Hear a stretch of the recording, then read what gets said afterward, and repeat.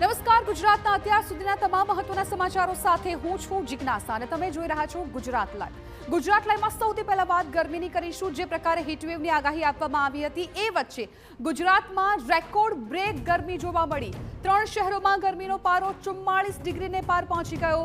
6 શહેરોમાં 43 ડિગ્રીથી વધારે તાપમાન નોંધાયું। રાજ્યના 9 શહેરોમાં 41 ડિગ્રીથી વધારે તાપમાન। સૌથી વધુ અમદાવાદ અને અમરેલીમાં ગરમીમાં લોકો શેકાયા છે। અમદાવાદ અને અમરેલીમાં 44.3 ડિગ્રી તાપમાન। ગાંધીનગરમાં પણ 44 ડિગ્રી પર નોંધાયું છે તાપમાન।